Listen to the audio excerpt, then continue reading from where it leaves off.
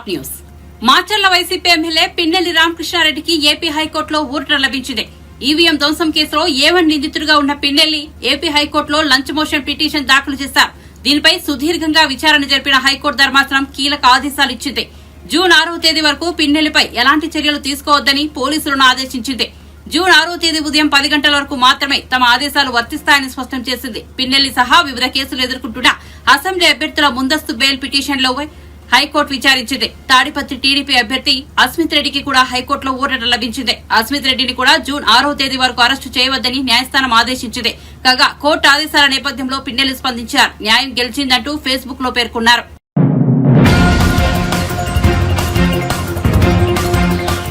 ముఖ్యమంత్రి రేవంత్ రెడ్డికి రైతుల కంటే ఎన్నికలే ముఖ్యంగా మారాయని కేంద్ర మంత్రి బీజేపీ తెలంగాణ రాష్ట అధ్యక్షుడు కిషన్ రెడ్డి విమర్శించారు. గురువారం ఆయన బీబీనగర్ మండలంలోని పలు గ్రామాల్లో ఐకేపీ కేంద్రాలను సందర్శించారు.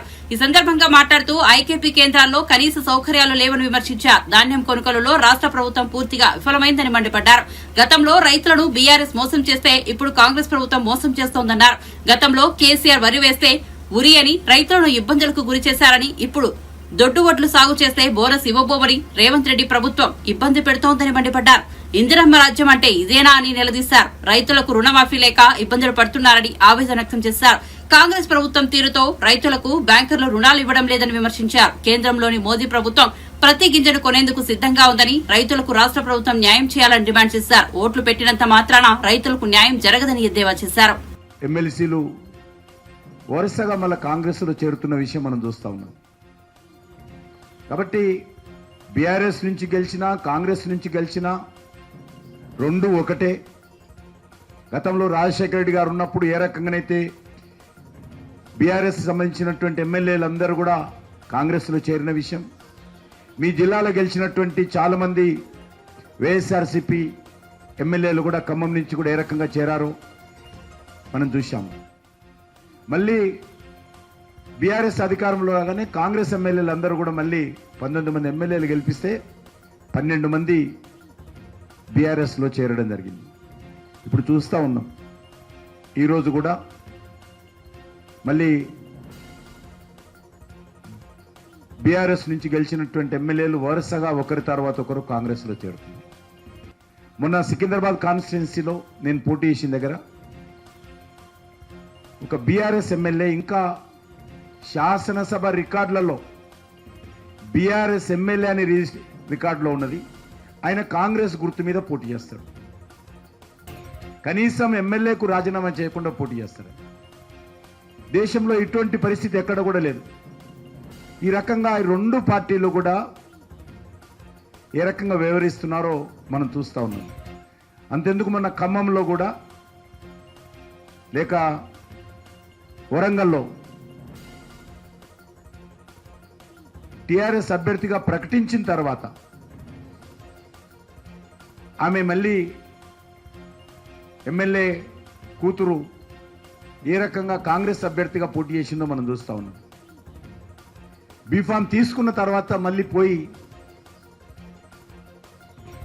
కాంగ్రెస్ అభ్యర్థిగా పోటీ చేసిన విషయం మనం చూస్తూ ఉన్నాం. ఈ రెండు పార్టీలు కూడా ఏమాత్రం నైతిక విలువలు లేకుండా రాజ్యాంగాన్ని, ప్రజాస్వామ్యాన్ని తూట్లు పొడుస్తూ ఈరోజు తెలంగాణలో రాజకీయాలను భ్రష్టు పట్టిస్తున్నటువంటి పరిస్థితి మనం చూస్తూ ఉన్నాం. ఇప్పుడు జరుగుతున్నటువంటి ఎన్నికల్లో కూడా శాసన మండలి అంటే అది ప్రజా సమస్యలకు ఒక ప్రశ్నించేటువంటి వేదికగా గత అనేక రోజులుగా మనం చూసాం. అటువంటి శాసన మండలిని పూర్తిగా నిర్వీర్యం చేస్తున్నటువంటి పరిస్థితి ఉన్నది. మా పార్టీ తరఫున గెలిచినటువంటి గ్రాడ్యుయేట్స్ కాన్స్టిట్యున్సీ ఎమ్మెల్సీ రామచంద్రరావు గారు ఒక్కరే ఆ రోజు ప్రతిపక్షంగా ఉండేవారు. మళ్ళీ ఈరోజు మంచి అవకాశం వచ్చింది. ఈరోజు కాంగ్రెస్ పార్టీ అభ్యర్థి గెలిచిన ఆయన పాలక పక్షమే. ప్రజా సమస్యల మీద ప్రశ్నించేటువంటి అవకాశం ఉండదు. కాంగ్రెస్ పార్టీకి అనుకూలంగా చేయెత్తమంటే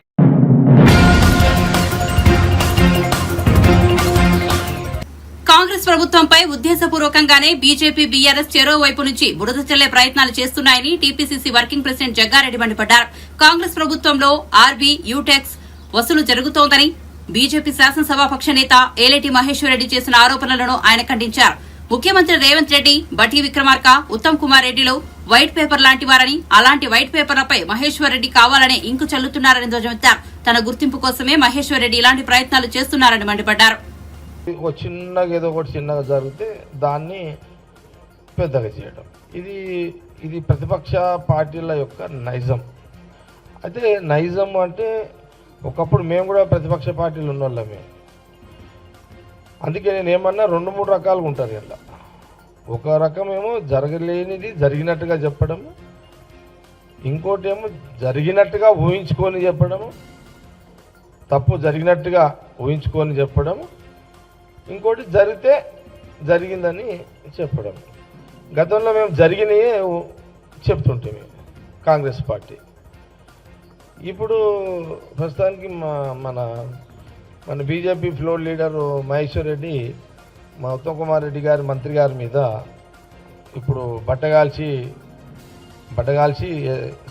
కార్యక్రమం పెట్టింది. ఇప్పుడు సరే, అనుమానాలు ప్రతిపక్ష నాయకుడిగా, ఫ్లోర్ లీడర్గా, బీజేపీగా ఆయనకు అనుమానాలు రావద్దు, లేకపోతే ఆయన మాట్లాడవద్దు, లేకపోతే ఆయన బట్టగాల్చి మీద వేయొద్దు అని మేమేం అంటలేము. అది కానీ కొంత తెలంగాణ రైతులను కన్విన్స్ చేయడము, తెలంగాణ ప్రజలను కన్విన్స్ చేసే స్టేట్మెంట్లు వస్తున్నాయి. కాబట్టి కొంత పార్టీ పరంగా కొంత సరే, ఇది ప్రభుత్వము.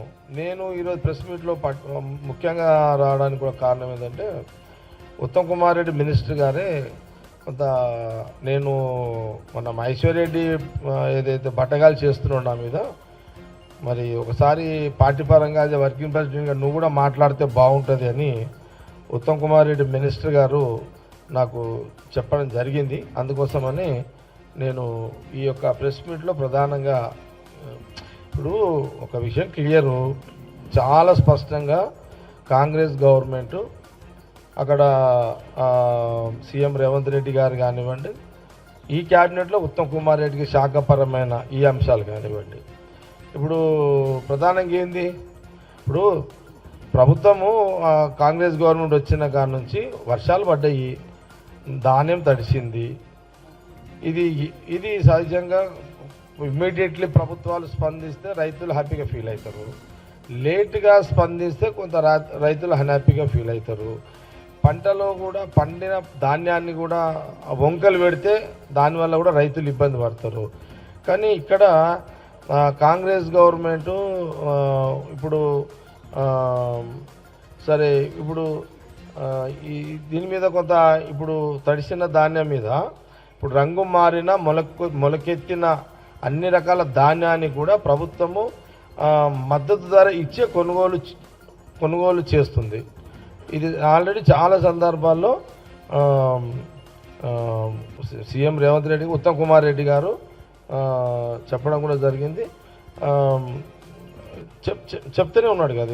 ఆల్రెడీ నేను చెక్ చేసిన, నా నియోజకవర్గానికి ఫోన్ చేసిన ఇంత మొదలే, ఏంది ఏమన్నా మరి ఇక్కడ బీజేపీ మహేశ్వర్ రెడ్డి కొంత ఏదో కొంపలు మూలిపోయిందని చెప్పి రోజు ఆవేదన వ్యక్తం చేస్తుండే. అది ఏది నిజం ఏది అబద్ధమో చెక్ చేస్తే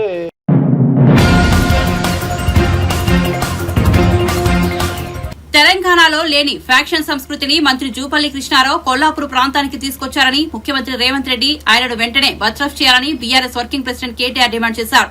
చిన్నంబావు మండలం లక్ష్మీపల్లి గ్రామంలో హత్యకు గురైన పార్టీ నాయకుడు శ్రీధర్ రెడ్డి కుటుంబాన్ని మాజీ మంత్రి శ్రీనివాస్ గౌడ్, పార్టీ నేత ఆర్ఎస్ ప్రవీణ్ కుమార్ తో కలిసి వెళ్లి ఆయన పరామర్శించారు. అనంతరం కేటీఆర్ మాట్లాడుతూ తమ పార్టీ నాయకుడి హత్యకు ప్రభుత్వం, మంత్రి జూపల్లి కృష్ణారావు బాధ్యత వహించాలన్నారు. కాంగ్రెస్ ప్రభుత్వం వచ్చాక ఇది రెండో హత్య అని ఆందోళన వ్యక్తం చేశారు. ఇది ప్రజాపాలన కాదని ప్రతీకార పాలన అని మండిపడ్డారు. అనుచరులు ఇంత దారుణాలకు తెగబడరు. ముందుగా రేవంత్ రెడ్డికి నిజంగానే చిత్తశుద్ధి ఉంటే శ్రీధర్ రెడ్డి హత్య విషయంలో ముందుగా మంత్రి గారిని బర్తరఫ్ చేసి తన చిత్తశుద్ధిని చాటుకోవాలి. నెంబర్ 1. రెండవది, మాకు ఈ రాష్ట్రంలో ముఖ్యంగా స్థానికంగా ఉండే పోలీస్ వ్యవస్థ మీద మాకు నమ్మకం లేదు. ఖచ్చితంగా అయితే ఒక స్పెషల్ ఇన్వెస్టిగేషన్ టీం వేసి ఎంక్వైరీ చేయడమా, లేదా ఒక వరుస హత్యల మీద ఒక జ్యుడిషియల్ ఎంక్వైరీకి కాల్ చేయడమా? ఈ రకంగానన్నా ప్రభుత్వం తన చిత్తశుద్ధి చాటుకోవాలి. ఒకవేళ నిజంగానే ఇందులో ప్రభుత్వ పాత్ర లేకపోతే, మంత్రి పాత్ర లేకపోతే నిష్పక్షపాతంగా విచారణ జరగడానికి సహకరించాలి. సరిగ్గా 15 రోజుల కిందట మరి మా నాయకులు వారం 10 రోజుల కిందట నిజానికి మా ఆర్ఎస్ ప్రవీణ్ కుమార్ గారు, గువ్వల బాలరాజ్ గారు, హర్షవర్ధన్ రెడ్డి గారు, మరిజనార్దన్ రెడ్డి గారు డీజీపీని కూడా కలిసినారు. కలిసి ఈ ప్రాంతంలో కొత్తగా ఒక హింసాయుతమైన సంస్కృతి కొత్తగా కనబడతా ఉన్నది. గ్రామీణ ప్రాంతాల్లో దాడులకు తెగబడుతున్నారు, చెలరేగిపోతున్నారు, పోలీసులు ప్రేక్షక పాత్ర వహిస్తున్నారు. అవసరమైతే క్యాంపులు పెట్టండి, పికెట్లు పెట్టండి. మీరు దయచేసి ఈ ప్రాంతాన్ని కల్లోలిత ప్రాంతంగా అవసరమైతే ప్రకటించి మరి ఎలాంటి కక్షలు కార్పణ్యాలు లేకుండా చూసుకోండి అని చెప్పి ఒక డీటెయిల్డ్ పిటిషన్ కూడా మేము ఇవ్వడం జరిగింది. కానీ ప్రేక్షకుల మాదిరిగా పోలీసులు ఈరోజు ఉదయం 5:30కు ఫోన్ చేస్తే 10 నిమిషాల్లో వచ్చేదానికి గంటన్నర తర్వాత వచ్చి ఈరోజు ప్రేక్షక పాత్ర పోషిస్తున్నది పోలీస్ యంత్రాంగం. ముందుగా ఇక్కడ ఎస్ఐని సస్పెండ్ చేయాలా, బాధ్యులైన పోలీస్ అధికారుల మీద కూడా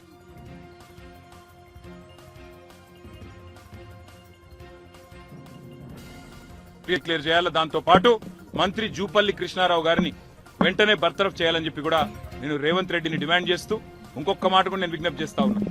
పేరు ప్రజాపాలన, కానీ ఈ రకంగా ప్రతీకారంతో మాత్రమే బతుకుతాం.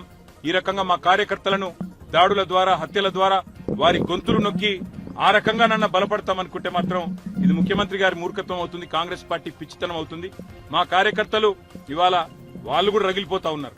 కానీ మేము కూడా వారికి చెప్తా ఉన్నాం, ఇది పూర్తి వివరాలు తెలియనియండి ఏం జరిగిందో అని చెప్తా ఉన్నాము. ఒకవేళ మరి ఇదే దాడుల సంస్కృతి కొనసాగితే మాకు కూడా వారిని నియంత్రించే పరిస్థితి ఉండదు. ఇది మంచిది కాదు, రాష్ట్రానికి మంచిది కాదు. రాజకీయ నాయకులు, రాజకీయ పార్టీలుగా గతంలో 10 సంవత్సరాల్లో తెలంగాణలో ఎన్నటి ఇట్లాంటి సంఘటనలు జరగలేదు. మరి ఇట్లాంటి సంఘటనలు, ఇట్లాంటి దారుణాలు, ఇట్లాంటి హత్యలు వీటికి ప్రభుత్వం కనుక వెంటనే స్పందించి చర్యలు తీసుకోకపోతే ఎక్కడ జరిగినా ఇట్లాంటి కార్యక్రమం మేము కూడా వేల సంఖ్యలో పోతాం. అవసరమైతే మరి అక్కడి మంత్రులు గాని, అక్కడి నాయకులు గాని వారి ఇళ్లను ముట్టడించడానికి గాని అవసరమైతే ఎంత దూరం అన్నా పోతాం, కార్యకర్తల్ని కాపాడుకుంటామనే మాట కూడా తెలియజేస్తూ ఇవాళ మరణించిన శ్రీధర్ రెడ్డి గారు, హత్యకు గురైన శ్రీధర్ రెడ్డి గారికి పాపం ఒక పెద్ద మనిషి, వారి తండ్రి 80 ఏళ్లు, ఆయన బాధపడుతుంటే, ఆయన ఏడుస్తుంటే చెట్టంత కొడుకు కళ్ళ ముంగట పోయి ఇవాళ ఆయన ఏడుస్తా ఉంటే ఆయనను సముదాయించలేకపోతా ఉన్నాం. ఆయన అంటున్నాడు స్పష్టంగా, నేను రాసిచ్చినా, నేను కంప్లైంట్ ఇచ్చినా దీని వెనుక జూపల్లి కృష్ణారావు ఉన్నాడని. కానీ పోలీసులు నా మీద ఒత్తిడి తెస్తా ఉన్నారు, జూపల్లి కృష్ణారావు పేరు పెట్టవద్దని ఒత్తిడి తెస్తున్నారని చెప్పి ఆ మరణించిన శ్రీధర్ రెడ్డి గారి తండ్రి గారు చెప్తా ఉన్నారు. ఇది ఏ రకమైన ప్రభుత్వమో ఆలోచన చేయాలా. రాహుల్ గాంధీ చెప్తుంటాడు ఢిల్లీలో పెద్ద పెద్ద మాటలు, మొహబ్బత్ కి దుకాన్ అని మాట్లాడతాడు. ఇదేనా నీ మొహబ్బత్?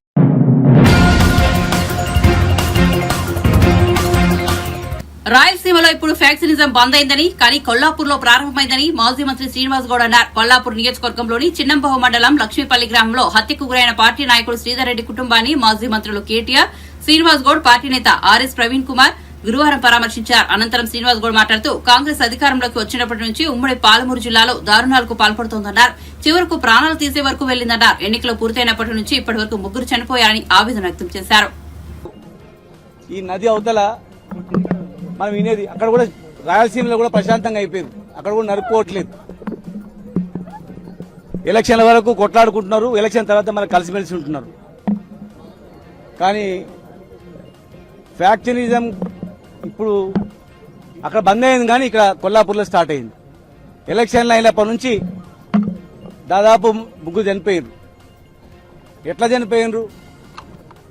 మా ప్రభుత్వాలు, మేము కూడా 10 ఏళ్ళు ప్రభుత్వం నడిపినాం కదా, ఇలాంటి సంఘటనలు ఏమైనా జరిగినాయా? ఇలాంటి సంఘటనలకు ఏమన్నా సపోర్ట్ చేసినరా? సపోర్ట్ చేసి హత్యా రాజకీయాలు ఎవడైతే వాళ్ళని పోషించినరా? అలాంటివి జరిగింటే మరి ఇవాళ ఏ పరిస్థితి ఉండేది? ఎప్పుడు మా నాయకునికి నీళ్లు వృధా పోతున్నాయి మీ పక్కల నుంచి, తాగడానికి నీళ్ళు లేకుండా కొల్లాపూర్ నీళ్ళు ఎట్లా ఇవ్వాలి?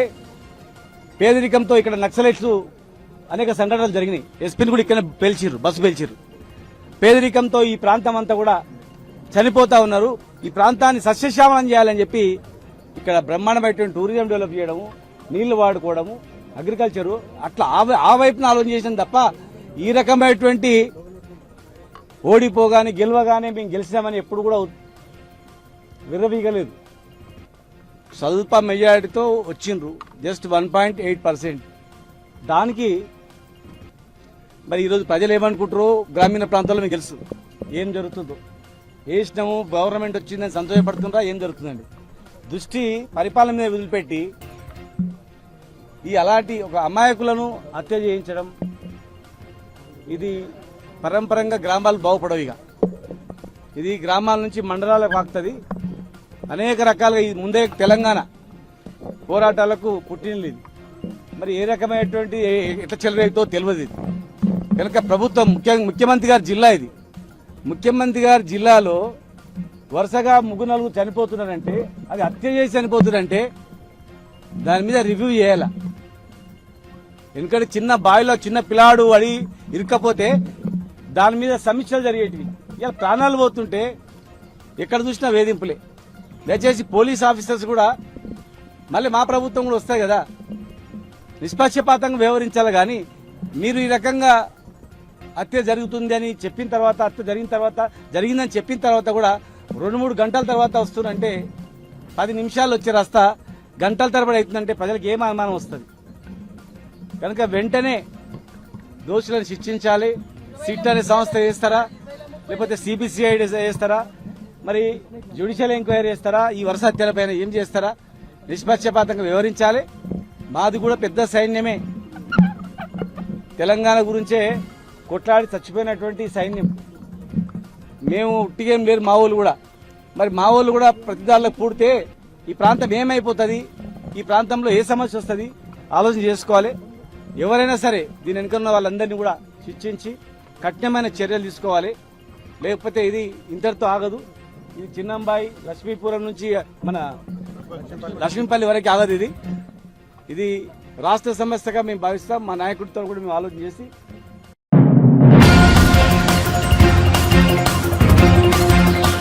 తనను హత్య చేయడానికి ప్రయత్నించిన ఘటనలో సూత్రధారులు, పాత్రధారులను వదిలేసి అమాయకులపై కేసులు పెట్టి పోలీసులు కేసును నీరుగార్చేందుకు ప్రయత్నిస్తున్నారని చంద్రగిరి నియోజకవర్గ టీడీపీ అభ్యర్థి పులివర్తి నాని ఆరోపించారు. ఈ నెల 14న పద్మావతి మహిళా విశ్వవిద్యాలయంలో జరిగిన ఘటనపై ఎస్వీయు పోలీస్ స్టేషన్లో నానిని గంటకు పైగా డీఎస్పీ రవి మనోహర్ ఆచారి విచారించారు. అసలు నిందితులను వదిలేసి అమాయకులను కేసులో ఇరికించారని డీఎస్పీ దృష్టికి వెళ్లినట్లు నాని తెలిపారు. 70 మంది టీడీపీ కార్యకర్తలపై అక్రమ కేసులు పెట్టారన్నారు. తనకు, తన కుటుంబానికి పోలీసు భద్రత మరియు పెంచాల్సిన అవసరం ఉందన్నారు. రీపోలింగ్ కు వెళ్లాల్సిన అవసరం లేదని, కౌంటింగ్ సక్రమంగా నిర్వహించే బాధ్యత అధికారులు తీసుకోవాలని ఆయన కోరారు. కర్మ కర్త క్రియ చెవిరెడ్డి భాస్కర్ రెడ్డి, మోహిత్ రెడ్డి, రఘునాథ్ రెడ్డి, భాను, మిగిలిన ఎవరు మాకు చూడలా. ఎవరనేది మేము చెప్పలా. అతని వర్గం దూరం అవుతారని చెప్పి ఉద్దేశంతో అతనే కొందరు పేర్లు పంపించి అతనే చేస్తున్నాడు. కాబట్టి దీన్ని పరిశీలించండి.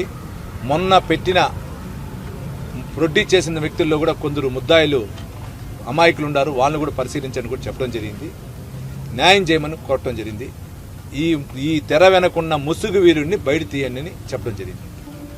మా వాళ్ళ పైన మొత్తం ఆల్మోస్ట్ 70 మంది పైన 75 మంది పైన 307లు 2 435లు 332లు అయిపోయాయి. నా కేసులో నేను ఇచ్చిన ఫిర్యాదు ఆ రోజు చెవిరెడ్డి భాస్కర్ రెడ్డి, చెవిరెడ్డి మోహిత్ రెడ్డి, చెవిరెడ్డి రఘునాథ్ రెడ్డి, భానుప్రకాష్ నేను చూసిన వాళ్ళు పెద్ద చెప్పాను. అంటే లోపల జరిగింది, కొంచెం బయట మొత్తం జరిగింది. మొత్తం ఎప్పులింగ్ అడిగారు, మొత్తం నేను చెప్పాను. ఇంతవరకు వాళ్ళు ఎంక్వైరీ చేస్తాం, ఎంక్వైరీ చేసి మా ప్రకారం మేము వెళ్తా ఉన్నాం, మేము చేస్తామండి, న్యాయం చేస్తామన్నారు. మేము న్యాయం చేయండి సార్, నా వల్ల ఎటువంటి పొరపాటు జరగదు, నా వల్ల చంద్రగిరి నియోజకవర్గంలో ప్రశాంతత ఉంటుంది, గెలిచేది నేనే, ప్రభుత్వం చేతి తెలియజేసమే, నేను ప్రశాంతత కూడా చిన్న గలాట లేకుండా ఉంటుంది అని కూడా చెప్పడం జరిగింది. అంటే పోలీసులు తప్పు అనేది నేను చెప్పలేదండి. ప్రత్యర్థి ఎట్లున్నాడంటే అతని దగ్గర ఉన్నటువంటి వ్యక్తులందరూ నమ్మకుండా దూరం అయిపోయారు. ఆ దూరం అవుతున్నారు ఉద్దేశంతో వాళ్ళనే వేరే రూట్లో కొందరు ఉంటారు కదా, కింద స్థాయిలో వాళ్ళు ఉన్నారు, వీళ్ళు అని చెప్పి అతనే ఇరికిస్తున్నాడు. నాకు ఒక డౌట్ అండి. దూరం అవుతున్న వాళ్ళపైన పెట్టి కేసులు ఇచ్చి ఆ వర్గాన్ని దూరం కాకుండా కూడా ఉండాలని ఉద్దేశంతో చేస్తున్నాడు. అంటే పెట్టుకుంటారు కదా, గ్రిప్లో ఉంటే కేసు ఉంటే ఎవడు బయట పోడు కదా, అది చేయాలని ఉద్దేశం. కొందరు ఉంటారు కదా, అప్పుడు వాళ్ళ రిపోర్టు ప్రకారం వీళ్ళు చేసినారంటే ఏదో ఒక రూట్లో ఒక అధికారికో ఏదో ఒక రూట్లో పలానా వ్యక్తి ఉన్నాడు అంటే ఆటోమేటిక్ పోలీస్ అధికారులు దృష్టి సారిస్తారు కదా, అప్పుడు కేసులు పెడతారు కదా. ఎట్లా జరిగిందంటే నాకు కాల్పుల సౌండ్ విన్నా, ఆ లోపల మమ్మల్ని లాగెత్తి లోపల వేసుకున్నారు మా వాళ్ళు, అది తెలిసింది. కాల్పున్నప్పుడు నా పైన అటాక్ చేయకపోతే కాల్ చేయడని తెలిసింది చెప్పాను. పేపర్లో నిన్న కూడా చూసిన ఆ వ్యక్తికి సంబంధించిన డమ్మీ వ్యక్తే తిరుమల నుంచి తీసుకుని వచ్చి అరెస్ట్ చేశారని చెప్పడం నిన్న మొన్న 3 రోజుల ముందు పేపర్లో 2 సార్లు చూసాను. గన్మ్యాన్కి ఏమన్నా భద్రత కల్పించాలని కోరారని చెప్పానండి. గన్మ్యాన్కి భద్రత కల్పించాలి అతనికి అని చెప్పడం జరిగింది. అంటే యాక్చువల్గా ఇప్పటి వరకు అయితే సంతృప్తి ఇంకా పెంచాలి. ఎందుకంటే పోలింగ్ అయిన కౌంటింగ్ ఉంటుంది. కౌంటింగ్ తర్వాత 5 ఏళ్ళు ఉంటుంది. నాకు కానీ నా కుటుంబానికి కానీ నేను కూడా హైకోర్టులో వేసాను. పెంచాలి. ఎలక్షన్కి ముందే వేసా. ఎలక్షన్కి కరెక్ట్గా నామినేషన్ 25 అంటే నాకు 23వ తేదీ 24వ తేదీ ఆర్డర్స్ కూడా ఇచ్చాను. రీపోలింగ్ వచ్చినా ఇప్పుడు జరిగినటువంటి పర్సంటేజ్ కంటే ఇంకా 1% పెరుగుతుందండి. మేము ఎక్కడ దొంగ ఓట్లు వేసుకుని న్యాయంగా జరిగింది ఈసారి ఎలక్షన్. అధికారులు న్యాయబద్ధత వహించారు. 13వ తారీఖు మధ్యాహ్నం 2 గంటల నుంచి వాళ్ళు రెచ్చగొడుతూనే ఉన్నారు. అక్కడ జరిగింది ఇక్కడ జరిగిందని ఎక్కడా జరగలేదండి. ఆ వైసీపీ బూత్లో జరిగినప్పుడు అట్లా రీపోలింగ్ చేయాలి. నేను కూడా వైసీపీ బూత్లో అడుగుంటాను కదా, ఎక్కడ జరగలేదు. ఈవెన్ తుమ్మలగుంట కూడా నేను న్యాయం జరిగింది కాబట్టి నేను ఎక్కడ అడగలేదు.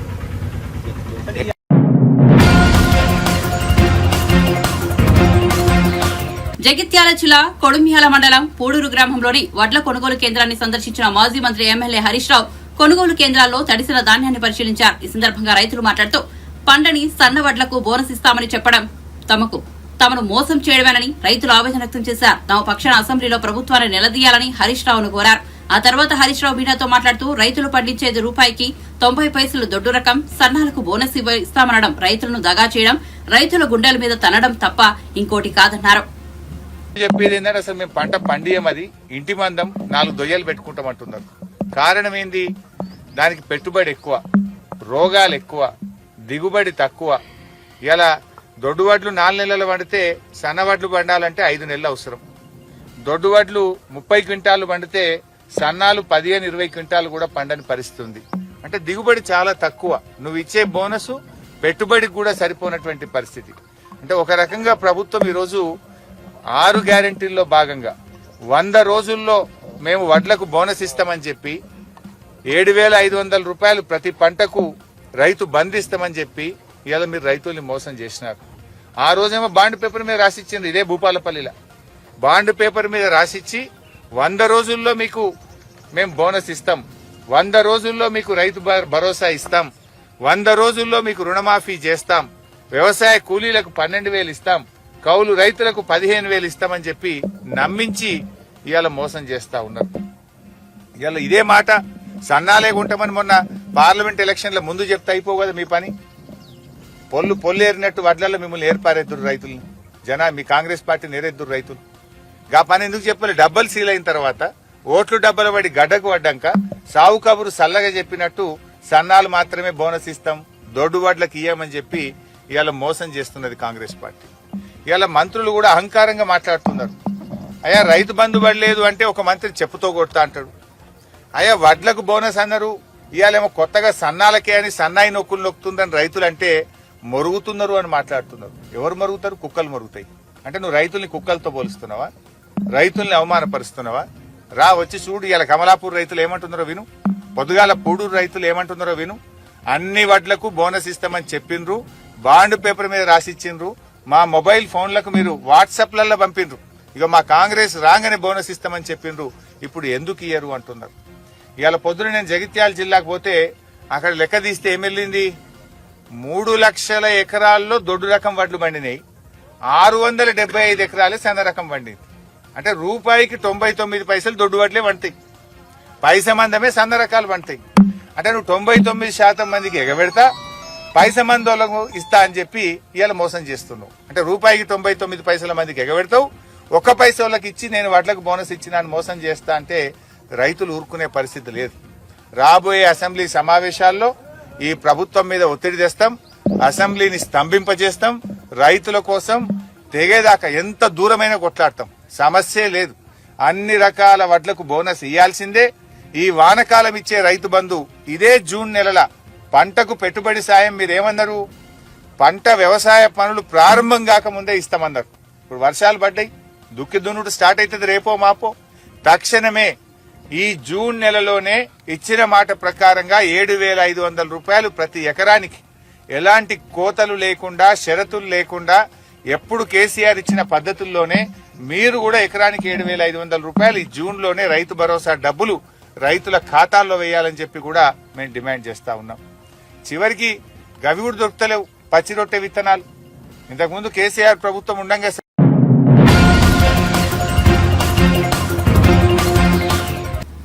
తెలంగాణ రాష్ట్రం ఏర్పడిన తర్వాత కేసీఆర్ కుటుంబం మొత్తం వెళ్లి సోనియా గాంధీ కాళ్లు మొక్కిందని, ఇప్పుడు ఆమె దశాబ్ది ఉత్సవాలకు ఆహ్వానిస్తే తప్పేమిటని పరిగి ఎమ్మెల్యే రామ్మోహన్ రెడ్డి ప్రశ్నించారు.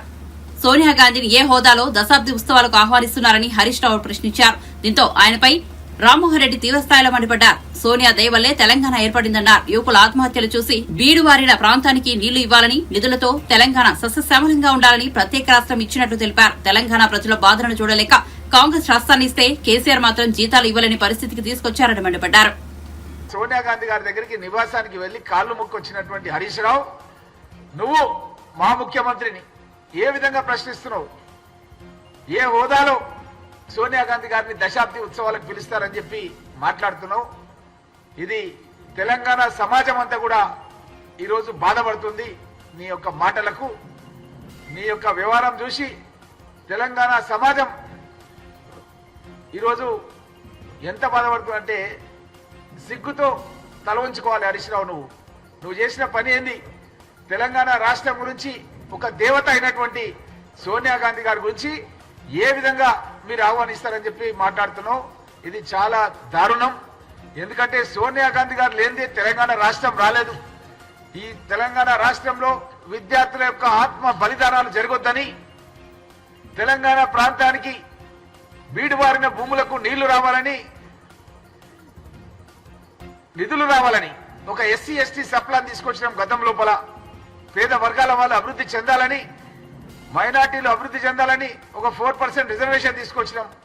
ఈ విధంగా నిధులు తీసుకురావాలని, నిరుద్యోగ యువకులకు తద్వారా ఉద్యోగాలు ఇవ్వాలని సోనియా గాంధీ గారు నీళ్లు, నిధులు, నియామకాలు తెలంగాణ రాష్ట్రంలో రావాలని 16,000 కోట్ల రూపాయల సర్ప్లస్ బడ్జెట్ తో కూడినటువంటి కొత్త తెలంగాణ, వైబ్రెంట్ తెలంగాణ రాష్ట్రాన్ని ఇస్తే నువ్వు ఈరోజు సోనియా గాంధీ గారిని ప్రశ్నించే స్థాయి లోపల ఉన్నావంటే చాలా బాధాకరం. అసలు మీరు చేసిన పనేంది? ఈరోజు 6 లక్షల కోట్ల రూపాయల అప్పులు చేసి రాష్ట్రాన్ని అధోగతి పండించి జీతాలు కూడా సకాలంలో ఇవ్వలేక 15 తారీఖు 20 తారీఖు మీరు జీతాలు ఇస్తుంటే మా ముఖ్యమంత్రి రేవంత్ రెడ్డి గారు ఫస్ట్ రోజే జీతాలు ఇచ్చే ప్రక్రియను ప్రారంభిస్తే మీరు ఈ విధంగా తెలంగాణ ద్రోహులను తీసుకొచ్చి మంత్రివర్గంలో కూర్చోబెట్టుకున్నారు. ఇతర పార్టీల నుంచి గెలిచిన ఎమ్మెల్యేలని మీ యొక్క మొట్టమొదటి ప్రభుత్వంలోనే ప్రమాణ స్వీకారం చేయించినటువంటి ఘన చరిత్ర మీది. అలాంటి చిన్న సాయం చేసినా సరే తెలంగాణ వాళ్ళు ఒక పూట అన్నం తింటే కూడా యాద్ చేసుకుంటాం. పలానా వాళ్ళు ఇంటికి పోయినాము, ఆకలి ఏంది, టైంకి అన్నం పెట్టిదని యాద్ చేసుకుంటాం. అది మన తెలంగాణ సంస్కృతి. ఒక సంపన్న తెలంగాణ రాష్ట్రాన్ని ఇస్తే నువ్వు ఈ విధంగా అగౌరవపరిచే విధంగా మాట్లాడడం అనేది చాలా బాధాకరమైన విషయాన్ని తెలియజేస్తూ, సోనియా గాంధీ గారిని తెలంగాణ దేవతగా తెలంగాణ ప్రజానికం ఎక్కడికి వెళ్ళినా సరే గౌరవిస్తున్నటువంటి సందర్భం. తను ఈ సమయం లోపల మన రాష్ట్రానికి రావడమే ఒక పెద్ద ఈరోజు నష్టాల్లో ఉండి తను కలలు కన్న తెలంగాణ రాష్ట్రం ఏర్పాటైన సందర్భం లోపల తెలంగాణ బాధలంతా సోనియా గాంధీ గారిని చూడాలని కలలు కంటున్న సందర్భం లోపల నువ్వు ఈ విధంగా మాట్లాడడం అనేది చాలా అభ్యంతరకరమైన విషయాన్ని తెలియజేస్తూ, భవిష్యత్తు లోపల సోనియా గాంధీ గారిని విమర్శిస్తే సహించమన్న విషయాన్ని కూడా, ఆ పర్యటన పైన కూడా మాట్లాడితే మర్యాద కూడా ఉండదని హరీష్ రావును మేము హెచ్చరిస్తున్నామన్న విషయాన్ని కూడా మీకు అందరు కూడా తెలియజేస్తూ, మీరు ఒక్క విషయం మాత్రం మర్చిపోవద్దు. తెలంగాణ ఇస్తేనే టీఆర్ఎస్ పార్టీని